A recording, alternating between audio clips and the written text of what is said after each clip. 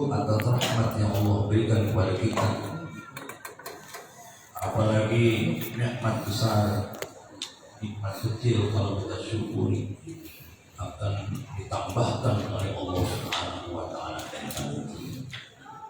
Shalawat dan salam semoga kita ditakdirkan oleh Allah menjadi orang yang baik, orang yang selalu membaca sholawat kepada baginda Rasul kita Muhammad SAW.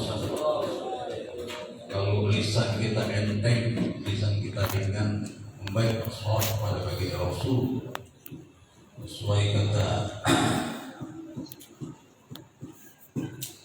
Ibnu Qayyim, iza arada al-abd iza arada khairan iza arada al-abd bi khairin yassar lisanahu bi kasrati sholati ala nabi.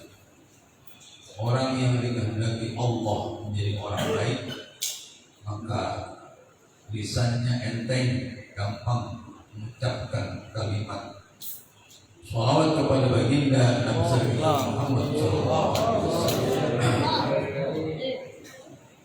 Malam hari ini kita tawakufan sebentar untuk menghadapi menjalankan ibadah bulan suci Ramadan. Alhamdulillah kita takdir oleh Allah dapat berkumpul bersama-sama pada malam hari ini di Masjid Tajul Amin yang dikomandoi oleh Al-Ustaz Al-Ustaz Rabiuddin hadir, Ustaz Badruddin Haji Abdus Salam dan jamaah sekalian, mudah-mudahan kita selalu dalam rahmat dan takdir baik dari Allah Subhanahu wa Ta'ala. Karena bulan ini adalah bulan diturunkannya perintah sholawat. Jadi firman Allah yang berbunyi, Innallaha wa malaikatahu yusholluna 'alan nabi ya ayyuhalladzina amanu shollu 'alaihi wa sallimu taslima. Itu diturunkannya bulan Sya'ban. Makanya dikatakan bulan Sya'ban itu bulan Nabi. Bulan Ramadan bulan umatnya Nabi. Bulan Rajab adalah bulan Allah. 3 bulan kita betul-betul menghadapi bulan suci Ramadan. Banyak peristiwa-peristiwa yang penting, banyak peristiwa-peristiwa yang ajib. Pada bulan Rajab ada peristiwa yang disebut namanya Isra Mi'raj, yang Allah firmankan, A'udzubillahi minasyaitonirrajim, Bismillahirrahmanirrahim, Subhanallazi asra bi'abdihi lailan minal masjidil haram ilal masjidil aqsa allazi barakna haulahu linuriyahu min ayatina innahu huwas samiul alim. Firman Allah kalau diawali dengan kata-kata subhan, itu menunjukkan ada peristiwa yang ajib, peristiwa yang luar biasa. Kalau kita dalam kehidupan melihat perempuan begitu cantik, beda cantik sama yang lain, pasti kita ucapkan apa? Subhanallah, cantik amat itu. Kita melihat orang besar banget, tinggi banget, kita ucapkan apa? Subhanallah. Jadi kalau Allah berfirman mengawali dengan Subhanallazi asra bi'abdihi lailan minal masjidil haram ilal masjidil aqsa, itu kata Syekh Nawawi Al-Bantani asyarallahu ta'ala bizalika ila a'jabi amrin jara bainahu ta'ala wa baina afdal khalq. Ada sesuatu perkara yang menakjubkan itu antara Allah dan hamba pilihannya. Nabi Sayyidina Muhammad Sallallahu Alaihi Wasallam. Makanya tafsirannya yaitu at-tanzih wa at-ta'zim. Subhanallazi asra bi'abdihi, maha suci Allah yang menjalankan hambanya, yang memperjalankan hambanya. Diperjalankan Nabi dari mana? Dari Masjidil Haram ke Masjidil Aqsa, tepatnya dari rumah Ummi Hani. Ummi Hani itu saudara sepupu Nabi. Nabi rupanya lagi nginep di situ. Tapi kemudian habis sholat isya dijemput oleh malaikat Jibril, diajak jalan. Kenapa Nabi diajak jalan? Allah paham. 3 tahun diboikot Nabi, diboikot. Umat-umatnya tidak boleh kawin, tidak boleh nikah, tidak boleh nikah. Antara dia tidak boleh nikah. Mau betul kan? Sakit kan kalau orang pengen nikah? Iya. Tapi diboikot, tidak boleh nikah. Dagang tak boleh, beli tak boleh. Tinggalnya di pinggir-pinggiran di kota Mekah. Itu 3 tahun. Cuma akhirnya Nabi itu udah tahan. Nemuin salah seorang pembesar kafir Quraisy. Dia bilang apa? Itu surat perjanjiannya di dalam Ka'bah dimakan ayam. Kaget tuh. Dibilang begitu, dibilang lagi percaya. Dibilang ke pamannya Abu Thalib itu perjanjian boikotnya dimakan ayam. Begitu dilihat benar dimakan ayam. Akhirnya perjanjian itu dibatalkan. Tidak sampai, kalau tidak dimakan ayam habis sampai kapanpun kemudian diboikot. Selesai Nabi diboikot, gak lama kemudian benteng Nabi dari luar yang pengaruhnya luar biasa, yang pengaruhnya dapat melindungi Nabi. Siapa? Pamannya Abu Thalib dipanggil oleh Allah Subhanahu wa Ta'ala. Nabi ngomong apa aja karena ada Abu Thalib, pamannya masih di dekat. Kalau enggak mah udah habis. Benteng pertahanan Nabi dari dalam siapa? Si istrinya Siti Khadijah dipanggil oleh Allah Subhanahu wa Ta'ala. Masya Allah. Kalau kita punya orang yang memang selama ini berjuang menemani kita dari sisi pengaruhnya, dari sisi uangnya, dari sisi ilmunya, kemudian dipanggil oleh Allah Subhanahu wa Ta'ala, nampleh kira-kira. Kadang-kadang suami itu kalau ditinggal istrinya agak lama nyusul. Allah paham. Nabi itu sedih, makanya tahun itu disebut tahun Amul Khul, tahun kesedihan bagi Nabi Muhammad SAW. Makanya Nabi diajak jalan. Subhanallazi asra bi 'abdihi lailan minal masjidil haram ilal masjidil aqsa. Makanya kalau ada ujian-ujian, cobaan dari Allah Subhanahu wa Ta'ala, sabar, tetap bersyukur, tetap jalani perintah Allah. Pasti suatu saat kita akan dikasih kebahagiaan. Jalan-jalan kebahagiaannya bisa jadi tiba-tiba umroh, ada yang ngajak umroh, bisa tiba-tiba ada yang ngajak jalan-jalan, nggak pernah naik pesawat, ajak naik pesawat. Atau kemana? Apalagi sekarang gampang tuh. Kalau sedih-sedih, punya 15.000 tuh. Naik LRT sampai. Pengen kuningan sampai. Emang jalan-jalan itu berita Allah. Dalam Al-Quran dikatakan, "Wallazi ja'ala lakumul arda zalulan famshu fi manakibiha wa kulu min rizqihi wa ilaihi nusyur." Allah jadikan bumi ini adalah mudah dimanfaatkan oleh Allah Subhanahu wa Ta'ala. Famshu fi manakibiha, silahkan jelajahi. Mau ke Papua, mau ke Bogor, Bogor banyak banget, curug air terjun banyak banget, macam-macam. Ya, jelajahi. Silahkan jalan-jalan. Famshu fi manakibiha wa kulu min rizqi. Kuliner banyak kuliner.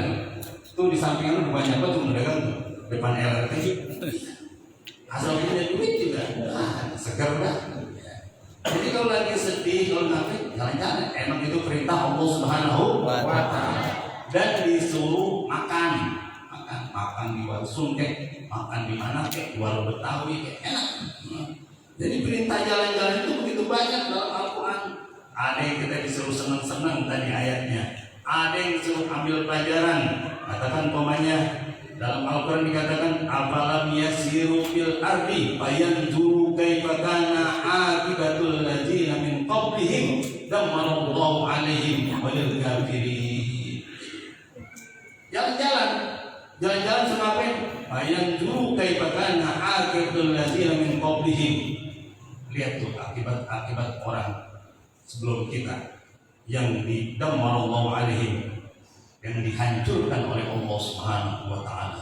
Kita lihat ke Banten dulu bekas perang, kita lihat kemana, kalau kita punya duit ya keluar negeri banyak banget bekas yang dihancurkan oleh Allah Subhanahu wa Ta'ala. Ada juga perintah suruh jalan-jalan. Awalam yasiru fil ardi fayanzuru kaifa kana akibatul ladzina min qablihim kanu ashadda minhum quwwah. Lihat no, sono jalan-jalan. Sono pernah ada penguasa yang begitu kuat. Mana Mesir? Lihat Fir'aun. Itu masih ada tuh. Coba bikin piramid begitu tinggi, ukuran gedung berapa tingkat tuh kira-kira? Ukuran gedung 10 tingkat kali ya? Lebih tinggi banget, tapi cuma disusun pakai batu-batu doang. Lihat, kok bisa dia begitu? Kita disuruh ambil pelajaran. Ada lagi perintah ayat Al-Quran. Fasiru fil ardi fayanzuru kaifa kana akibatul mukadzibin. Silakan jalan, lihat loh akibat orang yang suka banyak berdusta terhadap perintah-perintah Allah Subhanahu wa Ta'ala. Jadi Nabi itu jalan-jalan di antaranya memang dihibur oleh Allah Subhanahu wa Ta'ala. Kemana jalan-jalannya? Ke Masjidil Aqsa. Jauh tuh Masjidil Aqsa. Dari Mekah jauh. Kenapa ke Masjidil Aqsa? Karena habis dari Masjidil Aqsa nanti mau diangkat lagi, diajak jalan lagi. Kendaraannya hebat, kendaraannya nggak pernah ada. Namanya kendaraannya buruk. Kok dari Masjidil Aqsa? Ya, karena Masjidil Aqsa itu kata Syekh Nawawi dalam tafsir Munir, li'annahu wastud dunya la yazidu syai'an wa la yanqus. Masjidil Aqsa itu adalah tengah-tengahnya bumi. Kalau dalam tafsir Munir itu li'anna wastud dunya la yazidu syai'an, enggak bergeser sedikit pun ke kiri ke kanan kemana, entah ke mana, Libanon mana, enggak. Di Masjidil Aqsa itu adalah tengah-tengahnya bumi. Oleh karenanya dia itu adalah wa aqrabu ila sama, al-ab'adu minal ard wa aqrabu ila sama. Jauh dari bumi tapi dekat langit. Ke Masjidil Aqsa dari Masjidil Haram jauh tapi dekat langit. Karena dia tengah-tengah bumi, tengah-tengah dunia. Dan di situ adalah Mas'adul Malaikah yuqalu Baitul Maqdis wa huwa aqrabu minal ardi ila sama. Jadi tempatnya keluar malaikat dari langit ke bumi itu lempengannya itu di situ. Pintu langit pertama adalah lempengannya Masjidil Aqsa. Ini kata Syekh Nawawi dalam menafsirkan ayat Subhanallah asra bi abdi dalam sebuah tafsir Munir. Agar apa? Liyahsulalahul khuruju ila samai mustawiyan min ghairi tahrim. Agar jalannya itu cepat, lurus, selaras, min ghairi tahrim, enggak pakai bengkok-bengkok. Makanya kalau orang meluncurin apa namanya? Roket ya. Roket atau satelit, modelnya kan lurus gitu. Biar dia sampai cepat pada orbitnya. Jadi Masjidil Aqsa itu adalah pertama tengah-tengahnya bumi, yang kedua dekat amal langit, dan yang ketiga lurus dengan pintu keluarnya masuk malaikat. Dan yang kelima, an-nasyam khairullah ta'ala min ardihi. Selanjutnya adalah karena Syam itu, Masjidil Aqsa itu bagian negara Syam. Dia itu yang memang Allah kasih kebaikan buminya. Sebagaimana Nabi bersabda, "Afdalul ardh ba'dal haramain wa awwal iqlimin zahara fihi mulki." Bumi yang paling utama setelah haramain adalah seputaran Masjidil Aqsa. Oleh karenanya orang diperintahkan untuk berziarah ke sana, untuk mengambil pahala.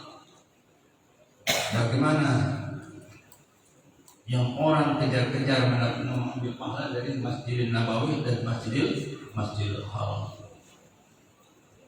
Ma'asyiral muslimin rahimakumullah. Lailan, jalannya kapan? Malam-malam. Kenapa malam? Malam itu banyak keutamaan. Meskipun Nabi bukan sepenuhnya malam, fi juz'in qalilin minal lail, yaitu hanya sebagian daripada malam. Malam habis bisa kira-kira berangkat, kemudian fajar udah datang. Udah sampai kemana-mana di jalannya. Tapi pertama ketemu Nabi Adam, sampai ketemu Nabi Adam nengok kanan, ketawa, senyum. Nabi Adam nengok kiri, nangis Nabi Adam.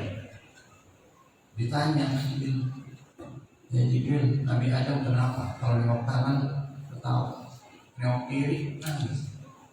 Iya, dia itu kan semuanya manusia, anak cucunya.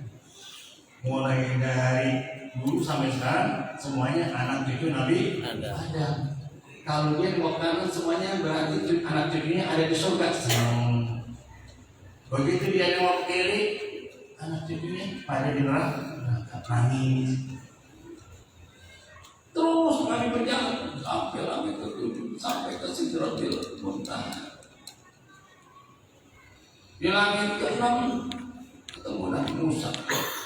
Langit ke-7 ketemu Nabi Ibrahim.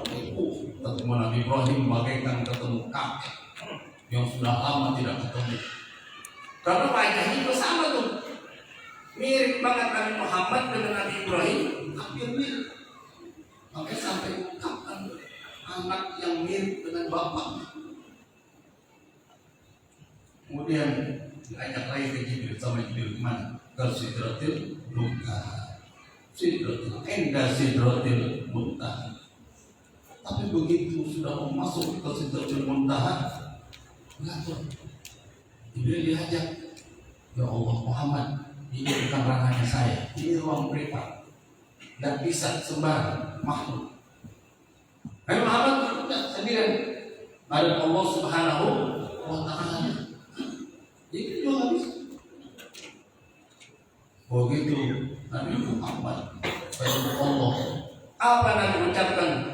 At-tahiyyatul mubarakatus sholawatut thayyibatul lillah. Sanjungan-sanjungan pujian yang keluar dari mulut Nabi Muhammad kepada Allah Subhanahu wa Ta'ala, disambut oleh Allah Subhanahu wa Ta'ala. Assalamu alaika ayyuhan nabi. Selamat datang wahai Nabi. Tapi Nabi Muhammad gak mau tuh, cuman dia yang selamat. Ya Allah, jangan cuma saya yang selamat, umat saya semuanya biar pada selamat, biar pada masuk surga. Kemudian Allah ucapkan Assalamu alaina wa ala ibadillahis sholihin. Didoain kita tuh sama Nabi Muhammad, diucapin kita tuh agar kita nanti semua juga ikut selamat bersama baginda Rasul Muhammad Sallallahu Alaihi Wasallam. Malaikat dengar tuh, Masya Allah, ini makhluk dari bumi begitu mulianya, sudah diterima oleh Allah. Kemudian dia didoakan selamat, tapi dia tak mau selamat sendirian, nggak mau selamat sendirian. Biar orang-orang yang sekitarnya, umatnya selamat. Benar seperti itu. Kemudian malaikat mengucapkan Asyhadu an la ilaha illallah wa asyhadu anna Muhammadar Rasulullah. Allahumma salli ala Sayyidina Muhammad wa ala ali Sayyidina Muhammad. Tuh, ucapin salam, nengok ke kanan, ucapin salam, nengok ke kiri. Jadi kita harus tebarkan salam, absus salam. Yang ada sebelah kanan kita, yang ada sebelah kiri kita. Belakangan kita ada malaikat, banyak makhluk Allah dan kita di muka bumi ini hidup harus menebarkan salam, menebarkan perdamaian, jangan menebarkan permusuhan. Karena itu tiap hari kita praktekkan dalam sholat. Assalamualaikum, assalamualaikum. Jangan tebarkan kebencian, jangan tebarkan kehasutan.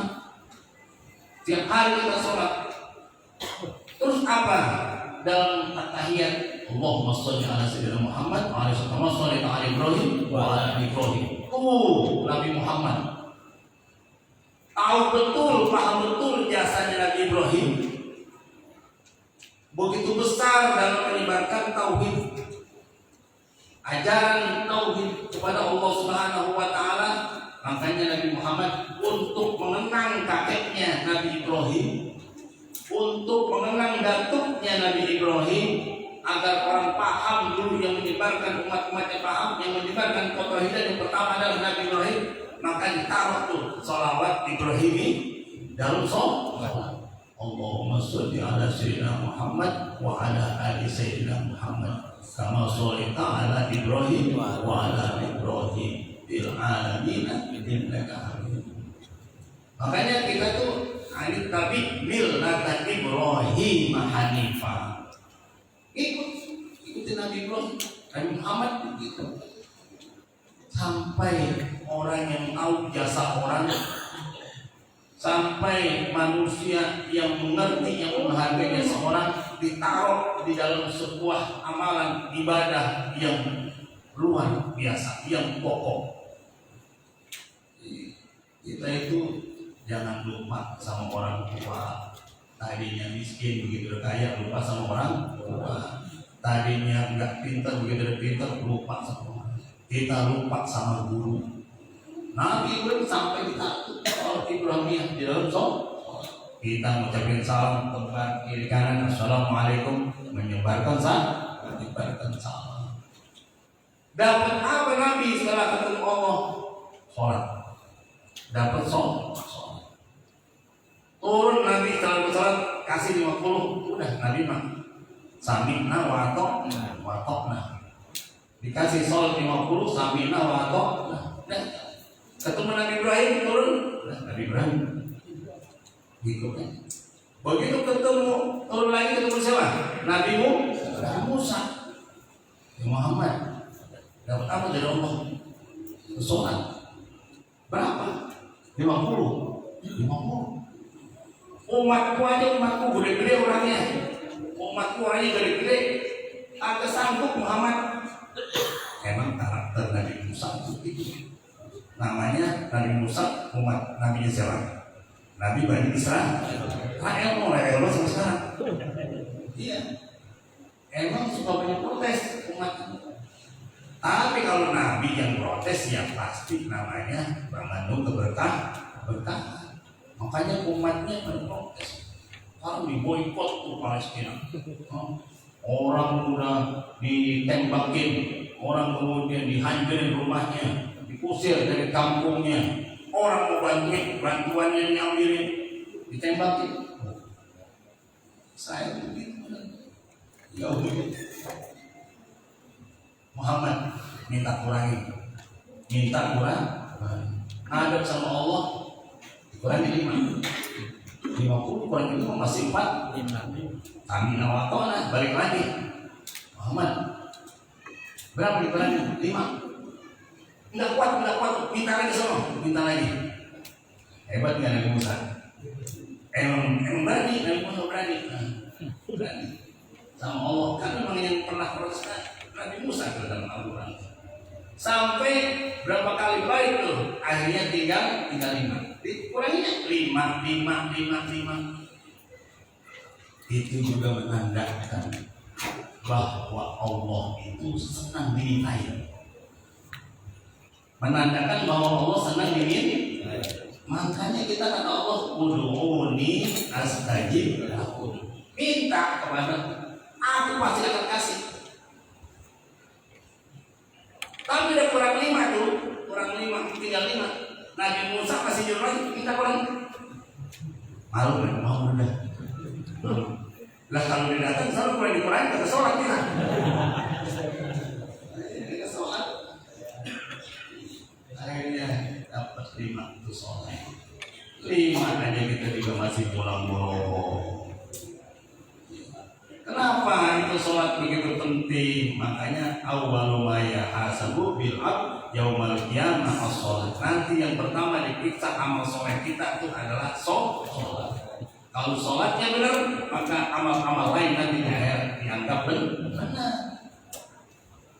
Makanya ayat Al-Quran berbicara wanahan nafsa anil hawa. Orang itu bisa mencegah hawa nafsunya. Jangan nurutin hawa nafsunya.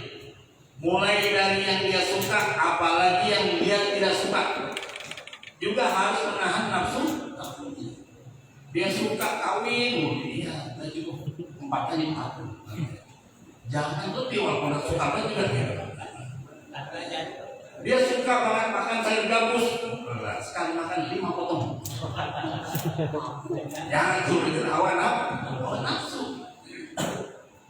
Oleh karenanya caranya bagaimana untuk menurut tidak kita ikut hawa nafsu? Sholat. Karena sholat itu inna sholata tanha anil fahsya wal munkar. Sholat itu bisa mencegah perbuatan keji dan munkar. Kita bisa mampu dengan sholat tidak mengikuti hawa nafsu. Allazi barakna haulah. Apa kata Syekh Nawawi dalam tafsir? Allazi barakna ay al-masjidil aqsa min ardisya walqah. Jadi Masjidil Aqsa itu seputarnya adalah diberkahkan oleh Allah Subhanahu wa taala. Ini harus kita ambil pelajaran dalam kehidupan. Keberadaan kita di mana? Di kampung baru. Agar orang-orang di sekitar kita dapat keberkahan dari kita. Atau orang-orang memberkahi kita. Jangan kita nggak dapat keberkahan, orang lain juga nggak memberkahi kita. Bagaimana kita dapat berkah dari orang? Nah kalau kita hidup kan begini. Oh di sini RW-nya baik sama kita, RT-nya baik sama kita, ustadz-ustadznya baik sama kita. Kalau jamaahnya baik sama kita. Kalau kita ngadain acara berkah kira-kira. Nah kalau kita kagak berkah, RT-nya kesel sama kita, RW-nya kesel sama kita, lurahnya benci sama kita, ya susah kita hidup. Jadi allazi barakna haulah, biar kita hidup di seputar kita berkah atau kita juga diberkahi.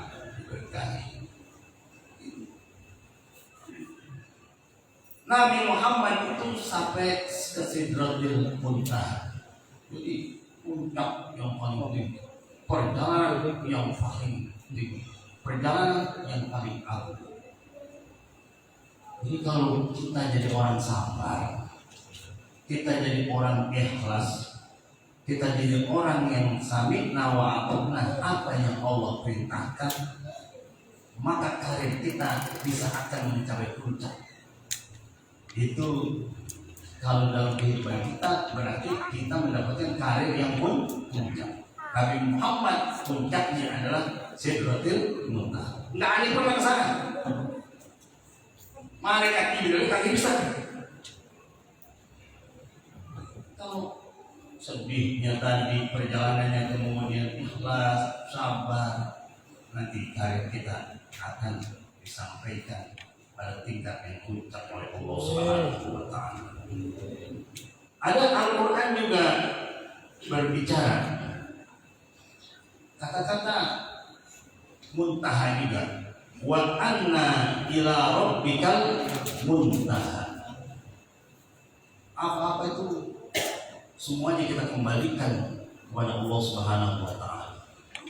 Orang mau lamaran buana kemana saja, artis udah kosong sih pun.